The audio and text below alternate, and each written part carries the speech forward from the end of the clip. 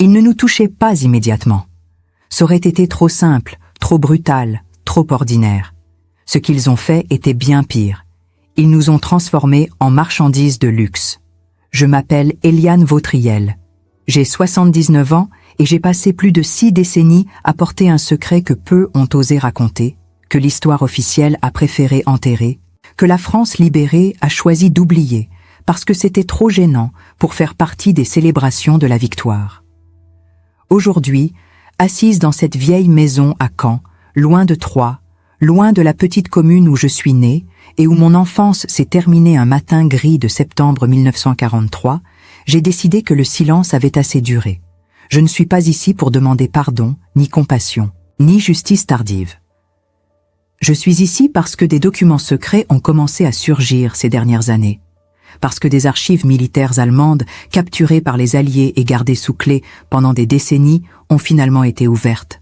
Et dans ces archives, il y a des listes, des registres méticuleux, des classifications détaillées de filles comme moi. Des listes qui prouvent que ce qui s'est passé n'était pas le chaos, pas la violence aléatoire de la guerre. C'était un système, c'était de la bureaucratie, c'était du commerce humain déguisé en privilèges militaires. J'avais 18 ans quand des camions gris sont entrés dans notre commune. Trop petite pour avoir un nom sur les cartes, trop proche de la ligne de contrôle allemande pour être ignorée. C'était le 10 septembre, un jeudi, et le ciel était bas, chargé, lourd comme du plomb. J'aidais ma mère à étendre le linge dans la cour quand j'ai entendu le moteur. Ce n'était pas le bruit d'un tracteur ni d'une charrette. C'était métallique, menaçant, continu. Ma mère s'est arrêtée, la blouse mouillée encore dans les mains, et a regardé vers le chemin de terre. Les camions se sont arrêtés sur la place centrale, devant la mairie. Des soldats sont descendus. Ils n'ont pas crié. Ils n'ont pas couru. Ils ont simplement formé une ligne et ont commencé à marcher de maison en maison, frappant aux portes, appelant des noms en français traînant, consultant des papiers. Des papiers qui avaient déjà des noms. Qui avaient déjà des âges, qui savaient déjà qui ils cherchaient. Quand ils ont frappé à notre porte, mon père a ouvert. C'était un homme petit, courbé par le travail à la scierie, avec des mains épaisses et une voix douce. Le soldat ne l'a même pas regardé. Il m'a regardé. Puis il a regardé ma petite sœur, Gisèle, qui avait 15 ans. Il a consulté son papier. Il m'a pointé du doigt. Mon père a demandé où il m'emmenait, en quoi j'avais tort, ce qu'ils avaient contre moi. Le soldat n'a pas répondu. Il a simplement répété mon nom, Eliane Vautriel, et a fait un geste sec de la main, indiquant que je devais sortir. Ma mère a attrapé mon bras, mais le soldat a fait un pas en avant et elle a reculé. Pas parce qu'il a crié, parce qu'il n'en avait pas besoin. Son silence était plus lourd que n'importe quelle menace. J'ai été poussée dans la rue. J'ai vu d'autres filles être rassemblées. Maryse Chantraine, fille du forgeron, 17 ans, longs cheveux bruns attachés avec un ruban bleu. Solange Dervillers, voisine de la boulangerie, 19 ans, yeux clairs et mains fines de quelqu'un qui n'a jamais travaillé dur. Paulette, Simone, Thérèse. Toutes jeunes, toutes célibataires, toutes avec ce regard de celles qui pensaient encore que le monde pouvait être gentil. Nous ne comprenions pas. Nous pensions au travail forcé, peut-être, aux usines, aux champs agricoles. Nous sommes montés dans les camions couverts de bâches grises, serrés les unes contre les autres, sentant le métal froid du sol vibrer sous nos corps, tandis que le moteur démarrait et que la route commençait à se dérouler loin de tout ce que nous connaissions. Le voyage a duré des heures. Personne ne parlait. Juste le bruit du moteur, l'odeur de diesel, la chaleur humide des respirations mélangées. Quand le camion s'est arrêté, il faisait déjà nuit. Nous sommes descendus dans une clairière entourée de barbelés, éclairée par des projecteurs qui coupaient l'obscurité comme des lames. Des gardes nous attendaient.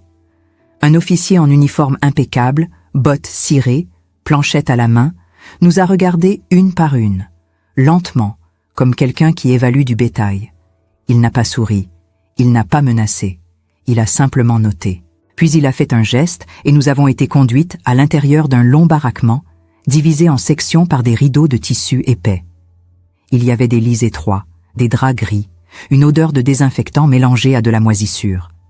Et c'est là, cette première nuit, qu'une femme plus âgée, avec un accent français mais un regard allemand, nous a expliqué où nous étions.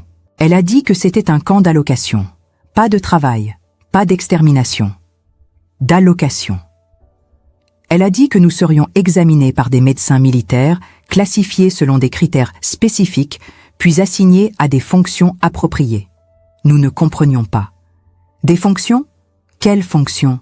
Elle n'a pas expliqué, elle nous a juste dit de dormir. Mais aucune de nous n'a dormi cette nuit-là. Nous sommes restés éveillés, chuchotant dans le noir, essayant de comprendre, essayant de croire que c'était temporaire, qu'on nous rendrait bientôt, qu'il y avait une erreur. Le lendemain matin, les examens ont commencé. Des médecins allemands, en uniforme, avec des gants blancs et des instruments froids, nous ont examinés une par une dans de petites pièces sans fenêtres. Je ne vais pas décrire ce qu'ils ont fait. Pas parce que j'ai honte. Parce que certaines choses, quand elles sont dites à voix haute, perdent la dimension de l'horreur qu'elles portent. Il suffit de dire qu'à la fin de l'examen, chacune de nous a reçu une fiche. Sur cette fiche, il y avait un tampon. Rouge ou bleu? J'ai reçu rouge. Maryse a reçu rouge. Solange, rouge. Paulette, bleu. Simone, bleu. Nous ne savions pas ce que cela signifiait. Nous allions le découvrir cette même nuit. Celles qui avaient le tampon bleu ont été emmenées dans des baraquements de l'autre côté du camp. Nous ne les avons plus jamais revues. Celles qui avaient le tampon rouge, comme moi, ont été séparées à nouveau. Emmenées dans un autre secteur, plus petit, plus propre, avec des lits individuels, des draps blancs, des miroirs sur les murs. Une des gardes, une Française collaboratrice, nous a dit d'une voix neutre que nous avions été sélectionnés pour le programme réservé. Réservé. Un joli mot pour déguiser ce que nous étions vraiment, de la marchandise classifiée comme vierge, destinée exclusivement aux officiers de haut rang. Nous ne serions pas touchés par des soldats ordinaires. Nous serions maintenus dans des conditions supérieures, nourris correctement, habillés de vêtements propres. Nous serions, selon leur logique, privilégiés. Mais privilège, dans cet endroit, était juste un autre mot pour prix plus élevé. Dans les jours suivants, j'ai compris la mécanique de cette horreur bureaucratique. Des officiers venaient au camp, consultaient des fiches, choisissaient des filles comme on choisit du vin sur un menu. Il y avait des critères: âge, apparence, teint de peau, couleur des yeux, taille, poids, tout noté, tout catalogué, tout archivé dans des rapports qu'aujourd'hui, des décennies plus tard, des historiens ont trouvés dans des sous-sols d'archives militaires en Allemagne, en France, en Pologne. Des rapports qui listent des noms, des dates, des assignations. Des rapports qui prouvent que ce n'était pas de la cruauté spontanée. C'était une politique. C'était de l'administration. C'était du commerce. Si vous écoutez cette histoire maintenant, vous vous demandez peut-être comment quelque chose comme ça a pu arriver, comment ça a pu être organisé avec tant de froideur, comment ça a pu laisser si peu de traces. Vous vous demandez peut-être pourquoi j'ai mis si longtemps à parler. Laissez un commentaire pour dire d'où vous nous regardez. Parce que cette histoire n'est pas seulement la mienne. C'est celle de toutes les femmes que la guerre a dévorées et que l'histoire a préféré oublier. Elle n'a jamais oublié la première nuit où un officier est entré dans sa chambre.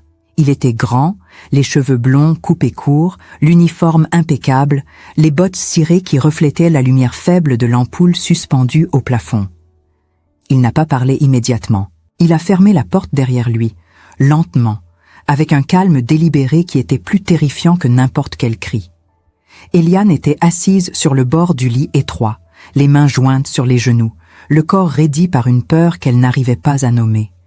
Elle avait 18 ans mais se sentait soudainement beaucoup plus jeune, comme si toutes les années de sa vie s'étaient effondrées en un instant, la laissant nue, vulnérable, sans défense. L'officier s'est approché. Il a posé sa casquette sur la petite table près de la porte. Il a déboutonné sa veste, lentement, méthodiquement, sans la quitter des yeux. Puis il a parlé, en français, un français presque parfait, avec juste un léger accent qui trahissait ses origines. Il lui a dit qu'elle avait de la chance, que d'autres filles, ailleurs dans le camp, n'avaient pas ce privilège, qu'elle était réservée, protégée, qu'elle ne serait pas touchée par des hommes de rang inférieur. Il a dit cela comme s'il lui offrait un cadeau, comme s'il attendait de la gratitude. Eliane n'a rien dit. Elle ne pouvait pas. Sa gorge était serrée, sa langue collée au palais, ses mains tremblaient tellement qu'elle a dû les cacher sous ses cuisses pour qu'il ne les voie pas. Ce qui s'est passé ensuite, elle a passé des décennies à essayer de l'oublier. Pas seulement l'acte lui-même, mais la manière dont il l'a traité. Pas avec violence brute, pas avec rage, avec une sorte de politesse froide, clinique, comme s'il accomplissait une tâche administrative. Il n'a pas crié, il n'a pas frappé. Il a simplement pris ce qu'il considérait comme son dû, avec la même efficacité méthodique qu'il aurait mise à remplir un rapport ou à inspecter des troupes. Et quand il a eu fini, il s'est rhabillé, a remis sa casquette et est sorti sans un mot, laissant Eliane recroquevillée sur le lit, le corps endolori, l'esprit fracturé. Cette première nuit a établi un schéma qui se répéterait pendant des mois. Le lendemain matin, une garde est venue apporter le petit déjeuner. Du pain blanc, pas le pain noir et dur que recevaient les autres prisonnières. Du café véritable, pas la chicorée amère. Un petit pot de confiture. La garde a posé le plateau sur la table sans un mot, sans un regard, comme si Eliane était un meuble. Puis elle est repartie, verrouillant la porte derrière elle. Eliane a regardé la nourriture longuement avant d'y toucher. Elle avait faim, terriblement faim, mais l'idée de manger ce pain, cette confiture, lui semblait être une forme d'acceptation, de complicité. Finalement, son corps a décidé pour elle. Elle a mangé, lentement, en pleurant silencieusement. Les jours suivants ont pris une routine mécanique. Le matin, le petit déjeuner apporté par la garde silencieuse. Puis 1 heure dans la petite cour intérieure où les filles du programme réservé pouvaient de marcher, respirer l'air froid, voir le ciel.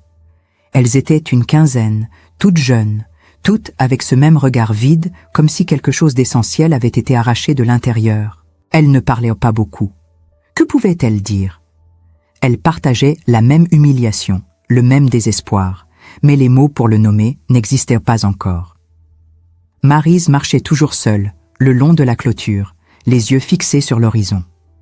Solange restait assise sur un banc de bois pourri, les bras croisés sur la poitrine, se balançant légèrement d'avant en arrière. Paulette, celle qui avait reçu le tampon bleu mais qui avait été transférée au secteur rouge quelques jours plus tard pour des raisons qu'on ne leur avait jamais expliquées, passait son temps à compter les barbelés, encore et encore, comme si les chiffres pouvaient créer un sens dans ce chaos. L'après-midi, elles avaient accès à une salle commune avec quelques livres en allemand, des journaux de propagande, un vieux piano désaccordé. Personne ne jouait du piano. Personne ne lisait les journaux. Elles restaient assises, silencieuses, attendant que le temps passe, attendant la nuit qui ramènerait les officiers. Parce que les nuits étaient le vrai programme. Chaque soir, entre 19h et 22h, les officiers venaient. Pas tous les soirs pour toutes les filles. Il y avait un système de rotation, une logique administrative que les filles ne comprenaient pas complètement, mais dont elles percevaient les contours. Certaines nuits, la porte d'Eliane restait fermée et elle entendait les pas dans le couloir s'arrêter devant d'autres chambres. D'autres nuits, c'était son tour. Les officiers étaient différents. Certains jeunes, à peine plus âgés qu'elle, avec des visages lisses et des yeux qui évitaient de croiser les siens. D'autres plus âgés, avec des rides profondes et des décorations militaires épinglées sur la poitrine. Certains parlaient, racontaient leur journée, se plaignaient de la bureaucratie militaire, du froid, de la nourriture du mess. D'autres restaient complètement silencieux, accomplissaient ce pourquoi ils étaient revenus, et repartaient comme des ombres. Il y en avait un colonel avec une cicatrice sur la joue gauche, qui venait plus souvent que les autres. Il apportait parfois du chocolat, des cigarettes, une fois même un petit flacon de parfum français qu'il avait probablement confisqué quelque part. Il posait ces objets sur la table, comme des offrandes, comme si cela changeait quelque chose à la nature de ce qui se passait ensuite. Il parlait beaucoup. Il racontait son enfance à Hambourg, sa femme restée en Allemagne, ses 2 fils qui servaient sur le front de l'Est. Il montrait des photos. Il demandait à Eliane si elle avait des frères, des sœurs, si elle aimait la musique. Elle répondait par monosyllabes, la voix mécanique, le regard fixé sur un point au-dessus de son épaule. Il ne semblait pas remarquer, ou peut-être s'en fichait-il, tant qu'elle restait docile, tant qu'elle ne résistait pas. Résister. C'était un mot qui perdait son sens dans ce contexte. Que signifiait résister quand résister pouvait signifier la mort, ou pire, le transfert vers les baraquements de l'autre côté du camp? Ceux dont les filles ne revenaient jamais? Eliane avait entendu des rumeurs, des murmures entre les gardes, des bribes de conversation captées dans les couloirs. Les filles qui résistaient trop, qui causaient des problèmes, qui refusaient de coopérer, étaient reclassées. Envoyées dans ce que les soldats appelaient les Gemeinschaftsräume, les salles communes, où elles devenaient disponibles pour tous les rangs, sans distinction, sans protection, sans limite. Cette menace planait constamment. Elle était plus efficace que n'importe quelle violence directe. Elle créait une hiérarchie perverse où les filles du programme réservé se sentaient presque chanceuses, presque privilégiées, comparées à celles qui avaient reçu le tampon bleu. Et c'était peut-être ça, le génie cruel de ce système, diviser les victimes, créer des strates de souffrance, faire en sorte que même au fond de l'enfer, il y avait toujours un niveau plus bas, toujours quelque chose de pire à craindre. Eliane a commencé à se détacher. C'était la seule façon de survivre. Quand un officier entrait dans sa chambre, elle quittait mentalement son corps. Elle s'imaginait ailleurs, dans la cuisine de sa mère, regardant le pain levé près du poêle, dans le champ derrière la maison, couchée dans l'herbe haute, écoutant le vent, sur le chemin de l'école, marchant avec Gisèle, riant de quelque chose d'oublié. Elle construisait ces scènes avec une précision obsessionnelle, ajoutant des détails sensoriels, l'odeur du pain, la texture de l'herbe, le son du rire de sa sœur. Et pendant ce temps, son corps restait là, sur ce lit, subissant ce qu'il devait subir, mais elle, la vraie Eliane, était ailleurs. Cette technique de dissociation lui a sauvé la vie mentale, du moins temporairement. Mais elle avait un prix. Plus elle s'exerçait à quitter son corps, plus il devenait difficile d'y revenir complètement. Même pendant la journée, dans la cour, dans la salle commune, elle se sentait spectatrice de sa propre existence, comme si elle regardait quelqu'un d'autre à travers une vitre épaisse. Les semaines ont passé, puis les mois. L'automne a cédé la place à l'hiver. Le camp est devenu glacial. Les chambres, malgré les petits radiateurs électriques, restaient froides. Les filles portaient plusieurs couches de vêtements même à l'intérieur. Certaines ont commencé à tomber malades, des toux persistantes, des fièvres. Une fille nommée Simone a développé une pneumonie. Elle a été emmenée à l'infirmerie du camp. Elle n'est jamais revenue. La garde a dit qu'elle avait été transférée vers un hôpital militaire. Personne n'y a cru. C'est en novembre que Maryse a craqué. Eliane se souvient de cette nuit avec une clarté douloureuse. Il faisait particulièrement froid. Le vent hurlait à travers les fentes du baraquement. Eliane était couchée, éveillée, écoutant les bruits familiers du camp la nuit. Les pas des gardes, le grincement des portes, les moteurs des camions au loin, et puis, soudain, un cri. Pas un cri de douleur physique, un cri de quelque chose de plus profond, plus primitif. Un cri de désespoir absolu. Eliane s'est levée, s'est approchée de la porte. Elle a entendu des voix dans le couloir, des ordres en allemand, des pas précipités, puis le silence. Le lendemain matin, la chambre de Maryse était vide. Ses affaires avaient disparu. Le lit avait été refait avec des draps propres. C'était comme si elle n'avait jamais existé. Personne n'a parlé de Maryse pendant plusieurs jours. Puis, un après-midi dans la cour, Solange s'est approchée d'Eliane et a murmuré. Elle s'est pendue, avec les draps. Une garde l'a trouvée. Eliane n'a rien dit. Qui avait-il à dire? Maryse avait choisi.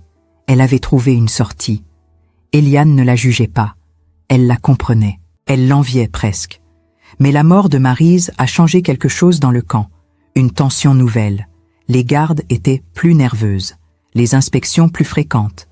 Il vérifia les chambres, confisquait tout ce qui pouvait servir à se faire du mal. Les draps étaient maintenant attachés au lit, les miroirs retirés des murs, les fourchettes et couteaux remplacés par des cuillères en bois. Solange est devenue de plus en plus silencieuse. Elle ne marchait plus dans la cour. Elle restait dans sa chambre, refusant de sortir même pendant l'heure autorisée. Les gardes la forçaient à manger, mais elle recrachait la nourriture dès qu'elles avaient le dos tourné. Son corps maigrissait visiblement. Ses yeux se creusaient. Elle ressemblait à un fantôme. Un soir de décembre, un jeune officier ivre est entré dans la chambre de Solange. Eliane a entendu la confrontation à travers le mur. La voix de Solange, plus forte qu'elle ne l'avait jamais entendue, criant « Non! Non !» Des bruits de lutte, le fracas d'une chaise renversée, puis un coup sourd, puis le silence. Le lendemain, Solange avait un œil au beurre noir, une lèvre fendue, des marques de doigts autour du cou. Elle ne parlait plus du tout. Elle regardait fixement le mur, les yeux vides, comme si son esprit avait finalement abandonné ce corps martyrisé. 2 semaines plus tard, elle aussi a été transférée. Vers où? Personne ne savait. Personne ne demandait plus. Au printemps 1944, quelque chose a changé. Les officiers venaient moins souvent. Ils semblaient pressés, nerveux, préoccupés. Eliane entendait des bribes de conversation dans les couloirs. Des mots comme Normandie, débarquement, repli. Elle ne comprenait pas tout, mais elle sentait que l'atmosphère du camp s'était transformée. Les gardes étaient plus tendus. Les rations diminuaient encore. Certaines filles du programme réservé étaient transférées sans explication. Et de nouvelles arrivaient, plus jeunes, plus maigres, plus terrorisées. Un soir de mai, un officier plus âgé, avec des cheveux gris et des yeux fatigués, est entré dans la chambre d'Eliane. Il ne l'a pas touchée. Il s'est assis sur la chaise près de la porte, a allumé une cigarette et l'a regardée longuement en silence. Puis il a parlé. Il lui a dit que la guerre était perdue, que les Alliés avançaient, que bientôt, tout cela serait fini. Il a dit cela sans émotion, comme s'il commentait la météo. Puis il a écrasé sa cigarette sous sa botte et est sorti. Eliane est restée immobile, le cœur battant, essayant de comprendre si ce qu'elle venait d'entendre était vrai ou juste une autre forme de torture psychologique. Les semaines suivantes ont été chaotiques. Le camp s'est vidé progressivement. Les officiers partaient, les gardes disparaissaient. Les filles du programme réservé étaient regroupées, déplacées, puis abandonnées dans un baraquement sans surveillance. Un matin de juin, Eliane s'est réveillée et a réalisé qu'il n'y avait plus personne. Pas de garde, pas d'officier, juste le silence.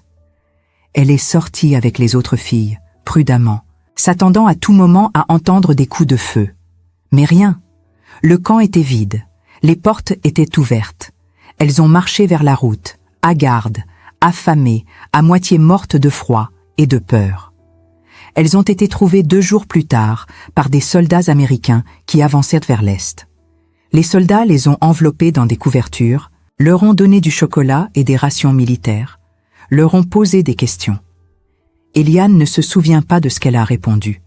Elle se souvient seulement d'avoir pensé que c'était fini, que c'était vraiment fini, et d'avoir ressenti non pas du soulagement, mais un vide immense, comme si tout ce qui la constituait avait été aspiré et qu'il ne restait qu'une coquille vide qui respirait par habitude. Le retour en France a été long, compliqué, bureaucratique. Eliane a été interrogée par des officiers français, par des représentants de la Croix-Rouge, par des médecins qui voulaient savoir ce qui s'était passé, comment elle avait survécu, si elle avait des informations utiles. Elle a répondu mécaniquement, sans émotion, donnant les faits bruts sans entrer dans les détails. Personne n'a insisté. Personne ne voulait vraiment savoir. La France se reconstruisait. Elle célébrait la libération. Elle punissait les collaborateurs. Elle n'avait pas de place pour des histoires comme la sienne, des histoires qui rappelaient trop cruellement que la guerre n'avait pas été qu'une question de résistance héroïque et de bataille glorieuse. Quand Eliane est rentrée dans sa commune près de Troyes, sa mère l'a serrée dans ses bras et a pleuré. Son père a détourné les yeux. Sa sœur Gisèle, qui avait maintenant 16 ans, l'a regardée avec un mélange de curiosité et de peur. Les voisins murmuraient. Eliane le voyait dans leurs regards, dans la manière dont ils se taisaient quand elle passait, dans les conversations qui s'arrêtaient brusquement quand elle entrait dans une pièce. Elle savait ce qu'ils pensaient, qu'elle avait été souillée, qu'elle n'était plus mariable, qu'elle portait une honte indélébile. Elle a essayé de reprendre une vie normale. Elle a travaillé dans l'atelier de couture de Madame Fournier, cousant des robes et des chemises pour les femmes du village. Elle a appris à sourire poliment, à hocher la tête, à parler de choses insignifiantes comme la météo et les récoltes. Elle a appris à verrouiller la partie d'elle-même qui hurlait, qui se débattait, qui refusait d'oublier. Elle l'a enfermée dans un coin sombre de son esprit et a jeté la clé. Les années ont passé. Eliane ne s'est jamais mariée. Elle a quitté Troyes dans les années 50, a déménagé en Normandie, a trouvé un travail dans une blanchisserie, puis dans une bibliothèque municipale. Elle a vécu seule, discrètement, sans attirer l'attention. Elle a lu beaucoup. Elle a regardé le monde changer autour d'elle. Elle a vu les générations se succéder, les guerres devenir des sujets de livres d'histoire, les horreurs se transformer en statistiques. Pendant des décennies, elle n'a parlé à personne de ce qui s'était passé dans ce camp. Pas par honte, par lassitude, parce qu'elle savait que les gens ne comprendraient pas, qu'ils jugeraient, qu'ils poseraient des questions stupides, cruelles, comme pourquoi tu ne t'es pas enfui, pourquoi tu n'as pas résisté, pourquoi tu as survécu alors que d'autres sont mortes. Des questions qui supposaient qu'elle avait eu des choix, alors qu'en réalité, elle n'en avait aucun. Mais en 2004, quelque chose a changé. Un historien allemand, Dieter Hoffmann, a publié un livre basé sur des archives militaires récemment déclassifiées. Le livre s'appelait « Réservé », le commerce des femmes dans les camps de la Wehrmacht. Il documentait l'existence de programmes systématiques de sélection et d'allocation de prisonnières pour les officiers allemands. Il contenait des listes, des noms, des dates, des témoignages de soldats allemands, de gardes, de médecins militaires. Et parmi ces noms, Eliane a trouvé le sien. Elle a acheté le livre. Elle l'a lu d'un bout à l'autre, assise dans sa cuisine, les mains tremblantes, les larmes coulant silencieusement sur ses joues. Tout était là. Les procédures, les classifications, les critères de sélection. Tout ce qu'elle avait vécu, mais présenté avec une froideur clinique, avec des graphiques et des tableaux, comme si c'était de la science, de la logistique, de l'administration. C'est à ce moment-là qu'Eliane a décidé de parler. Pas pour se venger, pas pour obtenir justice, car elle savait que la justice pour des crimes commis 60 ans plus tôt était une illusion. Mais pour témoigner, pour que ce qui s'était passé ne soit pas seulement des statistiques dans un livre d'histoire, mais des visages, des voix, des vies réelles.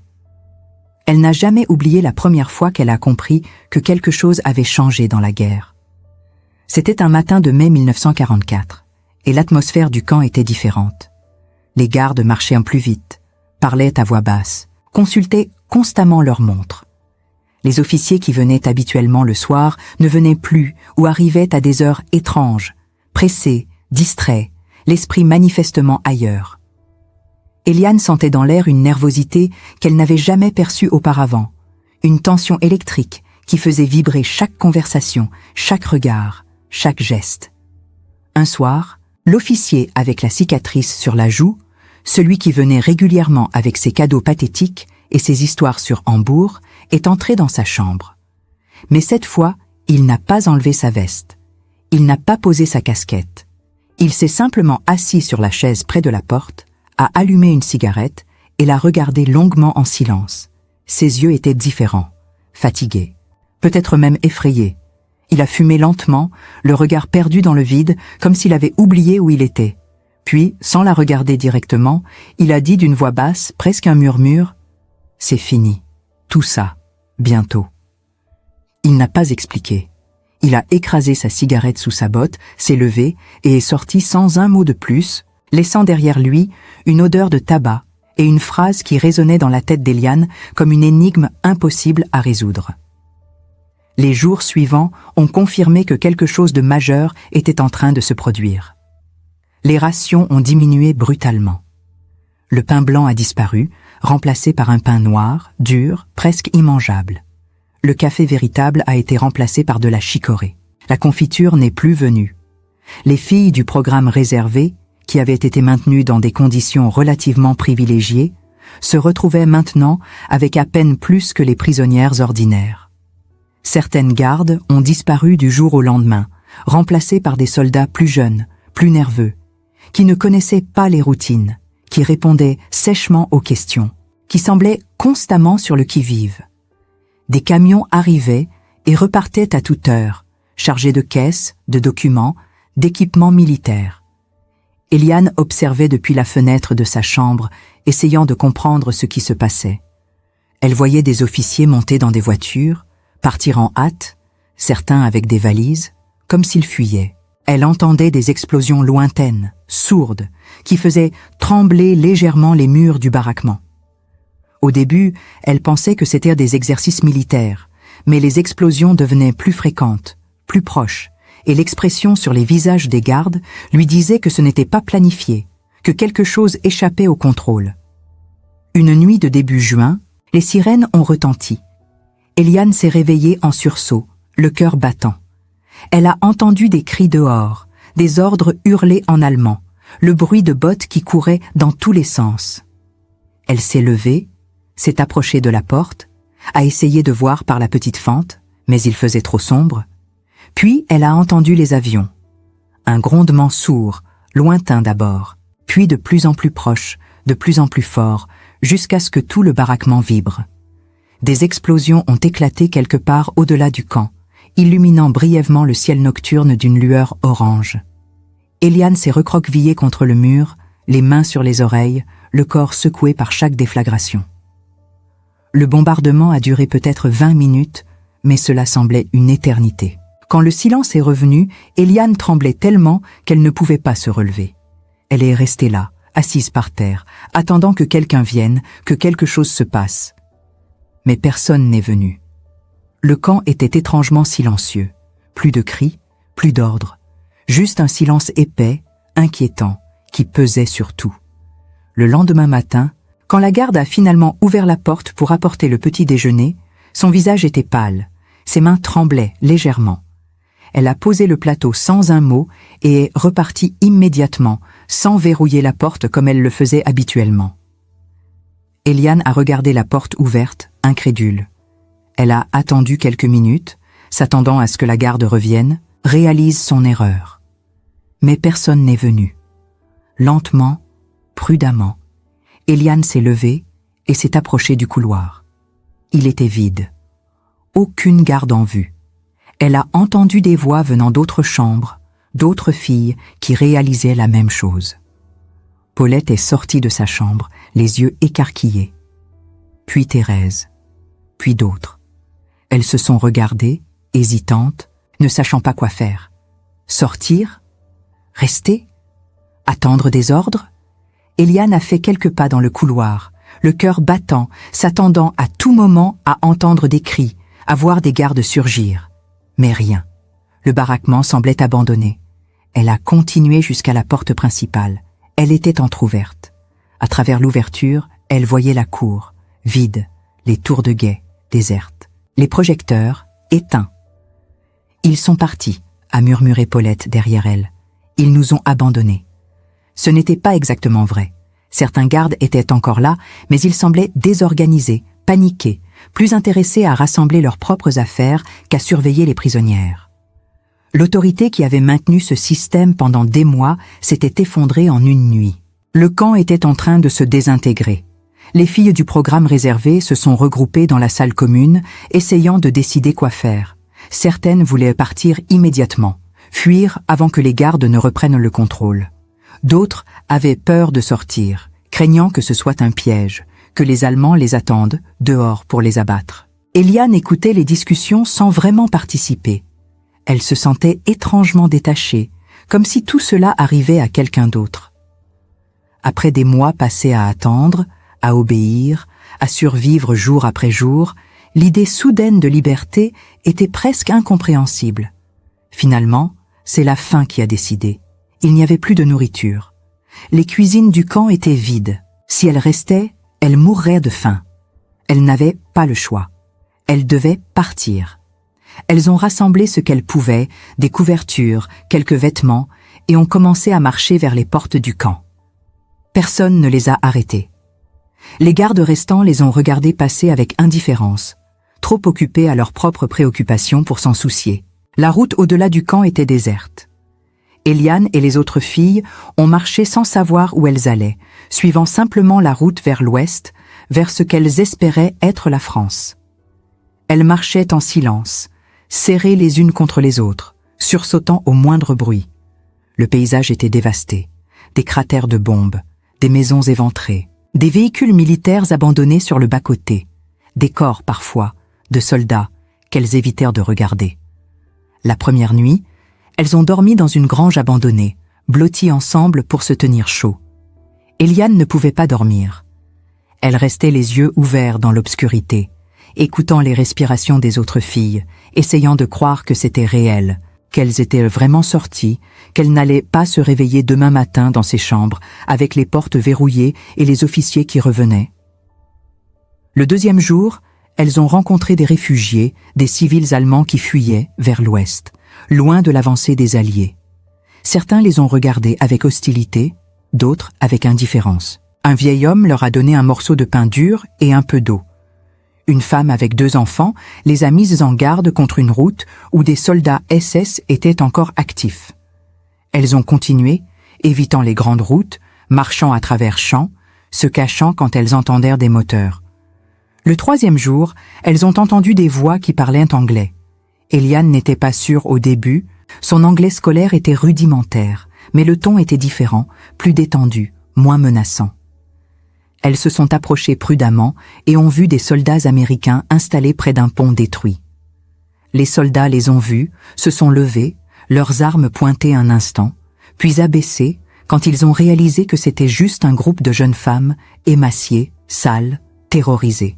Un soldat s'est approché, a dit quelque chose en anglais que Eliane n'a pas compris. Puis, il a essayé en français maladroit. « Vous êtes française ?» Eliane a hoché la tête, incapable de parler, sa gorge nouée. Le soldat a fait signe aux autres. Ils ont apporté des couvertures, de la nourriture, de l'eau. Ils ont posé des questions, mais les filles ne pouvaient pas vraiment répondre, trop épuisées, trop choquées. Les soldats n'ont pas insisté. Ils les ont emmenées vers un camp de réfugiés provisoire installé dans une école désaffectée. C'est là qu'Eliane a passé les semaines suivantes, dans une sorte de limbe entre la captivité et la liberté. Le camp de réfugiés était bondé, chaotique, rempli de gens de toutes origines, tous ayant leurs propres histoires d'horreur. Il y avait de la nourriture, mais jamais assez. Il y avait des médecins, mais débordés. Il y avait des bureaucrates qui posèrent des questions interminables, remplissaient des formulaires, essayaient de retracer les identités, les origines, les familles. Eliane a été interrogée plusieurs fois, d'abord par des officiers américains, puis par des représentants de la Croix-Rouge, puis par des officiels français qui cherchaient à établir des listes de survivants. Elle a raconté les faits de base, son nom, son âge, sa commune d'origine, la date de sa capture, le camp où elle avait été détenue. Mais quand il lui demandait des détails sur ce qui s'était passé dans le camp, sur le programme réservé, elle répondait de manière vague, évasive. Elle ne pouvait pas encore. Les mots n'existaient pas pour décrire ce qu'elle avait vécu, et même s'ils existaient, elle n'était pas sûre de vouloir les prononcer. Les semaines sont devenues des mois. L'été est arrivé. Les nouvelles de la guerre filtraient lentement. Paris avait été libéré. Les Allemands reculaient. La victoire approchait. Le camp de réfugiés se vidait progressivement, les gens trouvant des moyens de rentrer chez eux, de retrouver leur famille. Eliane attendait son tour, sans vraiment savoir ce qu'elle attendait. Rentrer où? Vers quoi? La maison de ses parents existait-elle encore? Sa famille était-elle vivante? En septembre 1944, presque 1 an jour pour jour après sa capture, Eliane a finalement été autorisée à rentrer en France.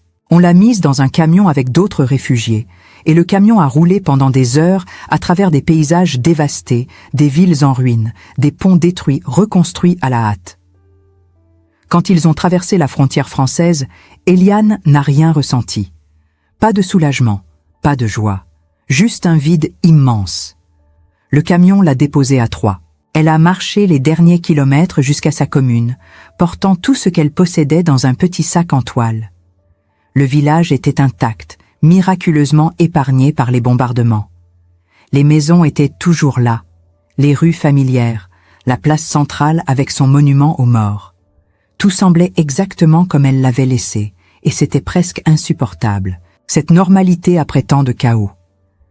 Elle a frappé à la porte de sa maison. Sa mère a ouvert. Pendant un instant, elles se sont juste regardées. Puis sa mère a poussé un cri étranglé et l'a serré dans ses bras, si fort qu'Eliane pouvait à peine respirer. Son père est apparu, les yeux rougis, et les a entourés de ses bras. Gisèle était là aussi, plus grande, plus mince, avec un regard plus dur qu'Eliane ne se souvenait. Les premiers jours, ils ont essayé de parler, de rattraper le temps perdu. Ses parents voulaient savoir tout ce qui s'était passé, mais leurs questions étaient prudentes, hésitantes, comme s'ils avaient peur des réponses. Eliane racontait des fragments, des détails sans importance, évitant soigneusement le cœur de l'histoire. Elle disait qu'elle avait été dans un camp de travail, qu'elle avait survécu, qu'elle était maintenant de retour. Ses parents n'insistaient pas. Ils voyaient dans ses yeux qu'il y avait des choses qu'elle ne pouvait pas dire, et peut-être qu'ils ne voulaient pas vraiment savoir. Mais le village savait, ou du moins devinait. Eliane le voyait dans les regards, dans les murmures qui s'arrêtaient quand elle passait, dans la manière dont certains voisins traversèrent la rue pour l'éviter. Les autres filles qui avaient été prises en même temps qu'elle n'étaient pas revenues. Maryse, Solange, Paulette, Simone. Seules quelques-unes avaient survécu et toutes portaient la même marque invisible, la même honte silencieuse que la société leur imposait, même si elles étaient les victimes. Elle a contacté plusieurs journalistes, plusieurs historiens. La plupart n'ont pas répondu. Quelques-uns ont décliné poliment, disant que c'était trop sensible, trop controversé, trop difficile à vérifier. Mais l'un d'eux, une jeune femme nommée Claire Moreau, a accepté. Claire était doctorante en histoire contemporaine à l'université de Caen. Elle travaillait sur les violences sexuelles pendant la Seconde Guerre mondiale, un sujet encore largement tabou dans les milieux académiques français. Claire est venue chez Eliane un après-midi de novembre 2004. Elle a apporté un enregistreur, un carnet, beaucoup de questions. Elles se sont assises dans le salon, avec le bruit de la pluie contre les fenêtres, et Eliane a commencé à parler. Elle a parlé pendant des heures. Elle a raconté tout ce dont elle se souvenait. Les noms, les dates, les visages, les détails que personne ne voudrait entendre mais qui étaient essentiels pour comprendre la mécanique de ce système. Claire a écouté sans interrompre. Elle a pris des notes. Elle a posé des questions précises, factuelles, sans jugement. À la fin de l'entretien, elle a demandé à Eliane si elle accepterait que son témoignage soit publié, avec son vrai nom. Eliane a hésité. Puis elle a dit oui, parce qu'à 79 ans, elle n'avait plus rien à perdre. Parce que Maryse et Solange, et toutes les autres, méritaient d'être plus que des noms dans une liste. Parce que le silence avait assez duré. Le témoignage d'Eliane a été publié en 2005 dans une revue académique française, puis repris par plusieurs journaux. Il a suscité des réactions variées. Certains historiens ont salué son courage. D'autres ont remis en question la fiabilité de sa mémoire, arguant que 60 ans c'était trop long, que les souvenirs se déformaient, se confondaient. Des associations de victimes de guerre l'ont contacté, la remerciant d'avoir osé parler. Des anonymes lui ont envoyé des lettres haineuses, l'accusant de salir la mémoire de la résistance, de donner des munitions aux négationnistes, de chercher l'attention. Eliane a tout lu, tout encaissé. Elle ne s'attendait pas à être crue par tout le monde. Elle ne s'attendait pas à être aimée. Elle voulait juste que la vérité existe quelque part, gravée dans le marbre de l'histoire, pour que personne ne puisse dire que ça n'était jamais arrivé. En 2006, un documentariste allemand, Thomas Brenner, a voulu adapter son témoignage en film. Eliane a accepté. Le tournage a eu lieu en Normandie, dans sa maison, dans les rues de Caen, et aussi en Allemagne, près de l'emplacement de l'ancien camp où elle avait été détenue. Le camp n'existait plus. Il avait été démantelé après la guerre, les baraquements brûlés, le terrain rendu à l'agriculture. Mais Eliane reconnaissait le paysage. Les collines, la forme des arbres, l'odeur de la terre. Le documentaire est sorti en 2007. Il a été diffusé sur plusieurs chaînes européennes. Il a gagné des prix. Eliane est devenue brièvement une figure publique. Elle a été invitée à des conférences, à des commémorations, à des émissions de télévision. Elle a parlé dans des écoles, devant des étudiants qui avaient l'âge qu'elle avait quand tout avait basculé. Elle leur a dit de ne jamais croire que l'horreur était impossible, que la civilisation était un rempart suffisant, que les institutions protégeaient toujours les innocents. Mais la notoriété l'a épuisée. Les interviews incessantes, les questions répétées, l'obligation de revivre encore et encore les pires moments de sa vie pour l'édification d'un public qui écoutait, s'émouvait, puis rentrait chez lui et oubliait. En 2008, Eliane a cessé de donner des interviews. Elle s'est retirée dans sa maison en Normandie. Elle a demandé qu'on la laisse tranquille.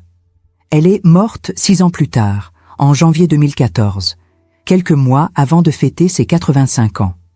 Les causes exactes de sa mort n'ont jamais été rendues publiques. Certains ont parlé d'une crise cardiaque, d'autres d'une pneumonie.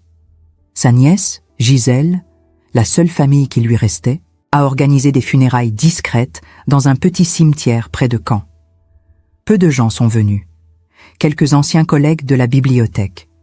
Claire Moreau, l'historienne, Thomas Brenner, le documentariste, et une poignée de femmes âgées, venues de différentes régions de France, qui avaient elles aussi survécu à des camps, à des programmes, à des horreurs dont personne ne voulait entendre parler.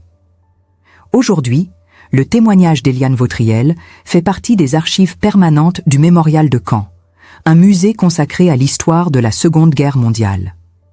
Son enregistrement audio est disponible pour les chercheurs. Son visage, filmé par Thomas Brenner, apparaît dans plusieurs documentaires diffusés dans le monde entier. Des étudiants en histoire écrivent des thèses sur le programme réservé, citant son témoignage comme source primaire essentielle.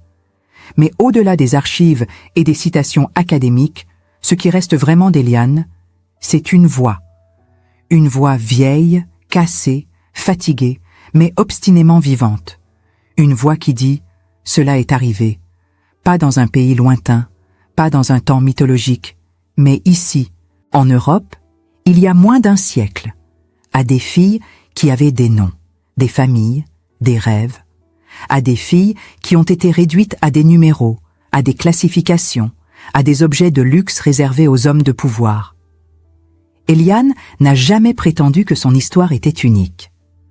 Elle savait qu'il y avait eu des milliers, peut-être des dizaines de milliers de femmes dans sa situation, dans tous les camps, dans tous les pays occupés, sous tous les régimes totalitaires.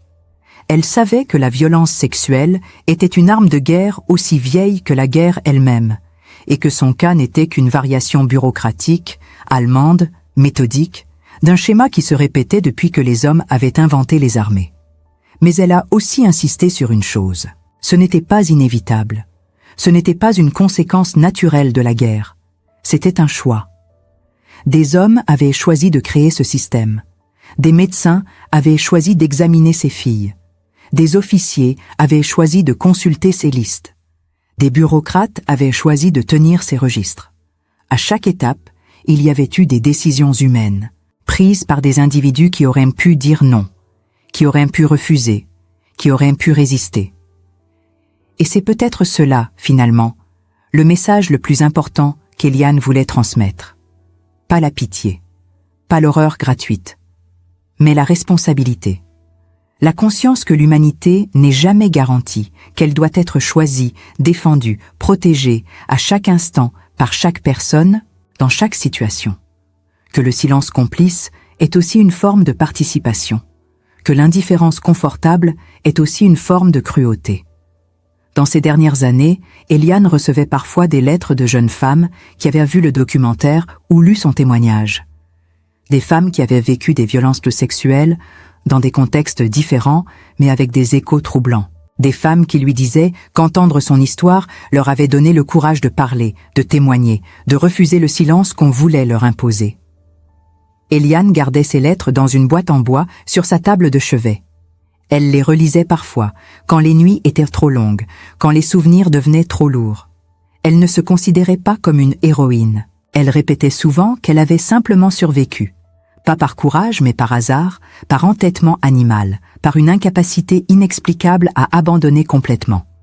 Les vraies héroïnes, disait-elle, étaient celles qui n'avaient pas survécu. Maryse, Solange, Paulette, Simone, Thérèse. toutes celles dont les noms n'apparaissent que dans des listes, des statistiques, des notes en bas de page. Mais en refusant le silence, en acceptant de parler malgré l'inconfort, malgré le jugement, malgré la douleur de revivre ces moments, Eliane Vautriel a accompli quelque chose d'essentiel. Elle a arraché ses filles à l'anonymat.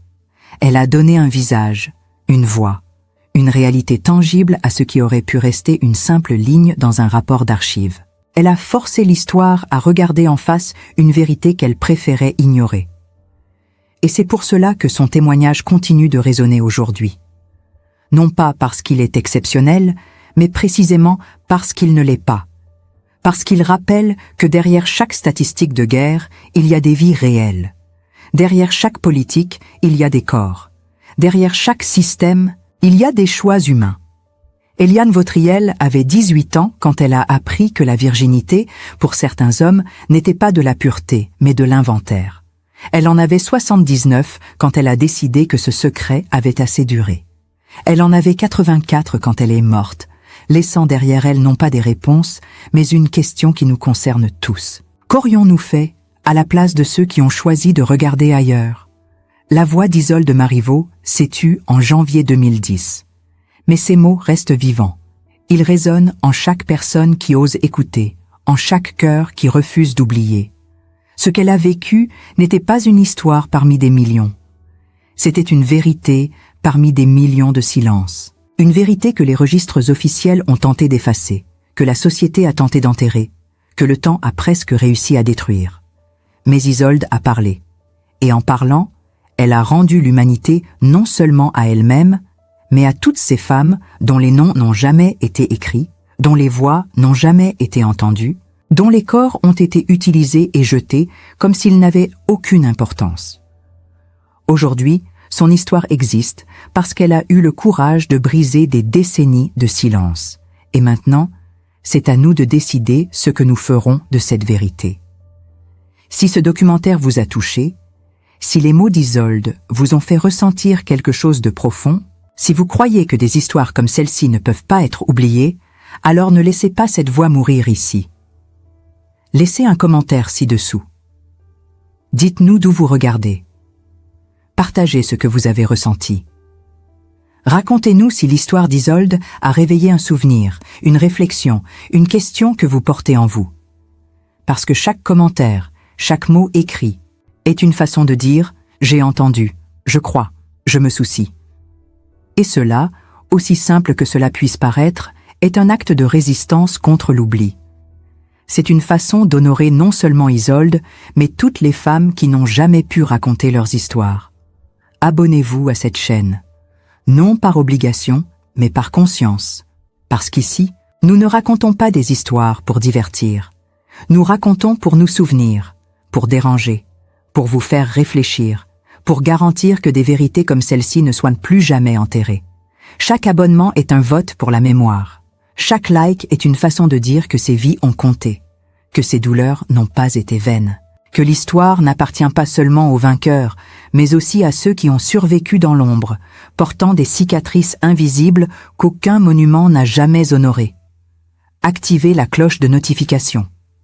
Parce que bientôt, nous apporterons d'autres histoires, d'autres voix qui ont été réduites au silence, d'autres témoignages que le monde a tenté d'oublier. Et quand ces histoires arriveront jusqu'à vous, nous voulons que vous soyez là.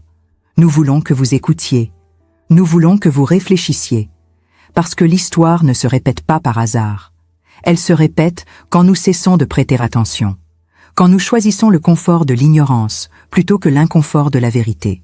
Quand nous disons aux victimes qu'il est temps de passer à autre chose, d'oublier, d'avancer, sans jamais leur donner l'espace pour être entendus.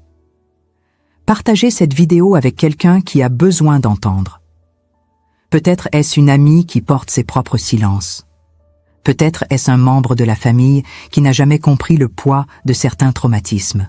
Peut-être est-ce simplement quelqu'un qui a besoin de comprendre que l'histoire est faite de personnes réelles, de douleurs réelles, de corps réels qui ont ressenti le froid, la peur, l'humiliation et l'abandon.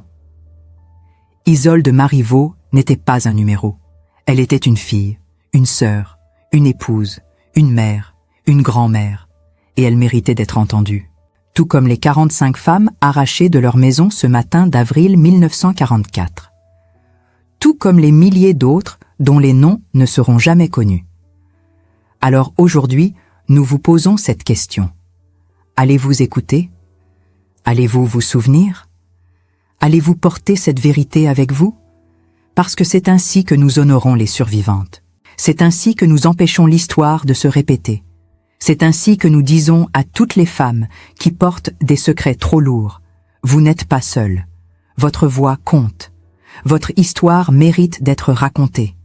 Laissez votre commentaire, abonnez-vous, partagez, et surtout, n'oubliez jamais. Parce que tant que nous nous souvenons, Isolde Marivaux continue de parler, et sa voix refuse de mourir.